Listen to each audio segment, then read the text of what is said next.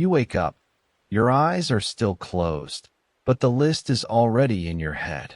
The plan, the script. You know what should happen. You know how people should respond. You know what the outcome should be. You hold life in a clenched fist. And it seems to you that this is safety. But inside, there is tension. Dull, constant, draining.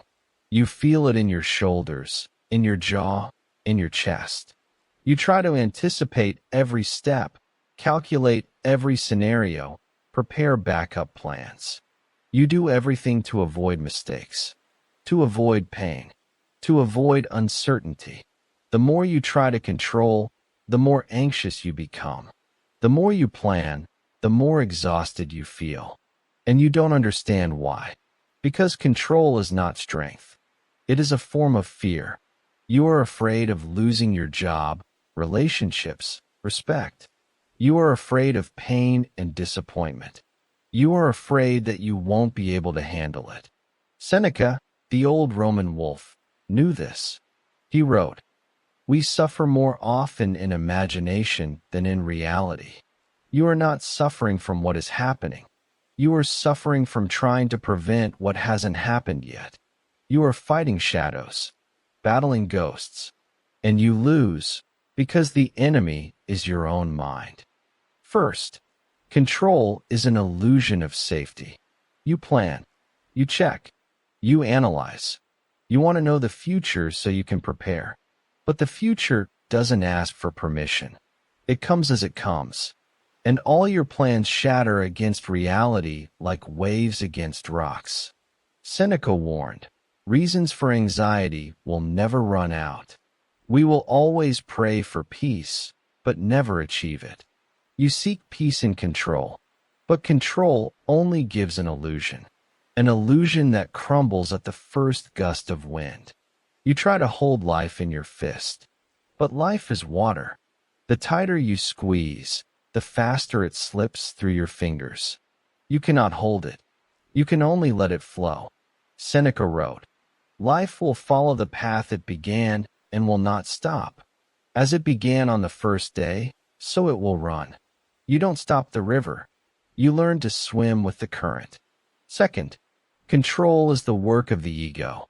Trust is the work of the soul. Your ego is a small part of you. It is needed to navigate the world. But when it becomes the center, you lose touch with what is deeper, with that inner order that knows the way better than your mind.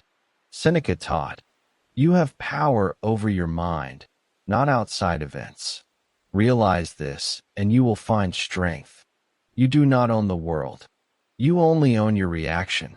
When you understand this, you stop being a slave to fear. The ego does not know how to trust. It sees threats. That is its tragedy. But you are not your ego. You are not your fear. You are the one who can observe them from the outside.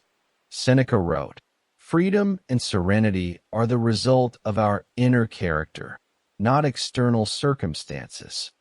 You will not find peace outside. You will only find it within, when you learn not to be afraid. Third, anxiety is a spectacle that the ego stages for itself. Have you ever noticed how anxiety exhausts the body? Shoulders are tense. Breathing is shallow. Heart pounds. The body reacts as if danger is already here. But nothing has happened. You just thought about what could happen. You created a thread in your head and got scared of your own creation. Seneca said, "We are more often frightened than hurt." Most of your anxiety is shadows on the wall, not reality. Fantasy about reality. How much time do you spend on mental dialogues? On arguments that will never happen? On scenarios that will never unfold? The ego loves noise. It is afraid of silence, because in silence it loses power. Seneca wrote, "The time when you should most withdraw into yourself is when you are forced to be in a crowd." Peace is not where you control everything around you. It is where you can observe yourself without panic. Fourth, letting go is not defeat. It is maturity. When a person drowns, they panic. They thrash, trying to stay on the surface. The harder they thrash, the deeper they sink. As soon as they stop resisting, the body floats up on its own. The psyche works the same way. As long as you fight, energy goes into holding on. When you allow events to be, life begins to move on its own. Seneca taught, "Fate leads the willing and drags along the reluctant." You either walk in step with life, or it drags you along. There is no third option. Letting go is not an action. It is action without violence. You keep doing, but from calmness, not from fear. You stop proving. To yourself, to others, to the world. You stop clinging to images of success, love, significance. Seneca wrote, "If you live according to nature, you will never be poor. If you live according to opinion, you will never be rich." You either accept reality or suffer from your fantasy about it. The choice is yours. Fifth, trust in life is not a risk. It is coming home. When you release control, you don't lose control. You just stop interfering with life doing its work. And then something strange happens. Events align. People arrive on time. Decisions appear on their own. This is not mysticism. This is the result of inner agreement.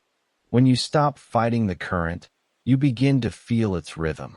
You see connections you didn't notice before. Coincidences become patterns.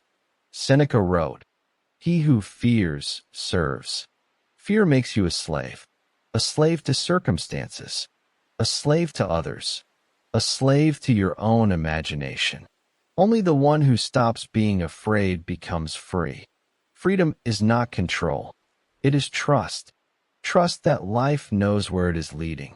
Trust that you can handle what comes. Trust that even if everything doesn't go according to plan, it will be exactly what is needed. Seneca said, "To enjoy the present without anxious dependence on the future, to be content with what you have, which is enough." This is inner freedom, not when you have everything under control, but when you don't need to control everything to feel safe. Try it today.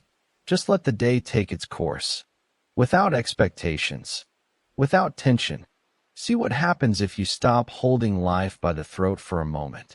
You will see, life does not need your constant control to be wise. It knows where to lead. When you stop resisting, it reveals its intentions. And then you understand. Everything falls into place not when you calculated everything, but when you finally allowed life to simply be. Seneca wrote, "True happiness is to have a mind free, elevated, fearless, and steadfast, a mind that is beyond the reach of fear." This mind does not control the world. It observes it. It trusts it. It walks in step with it. You were not weak when you tried to control everything. You were afraid. But fear is not a sentence. It is an invitation to look it in the eye, acknowledge it, and let it go. Because real strength is not in holding on. It is in letting go and trusting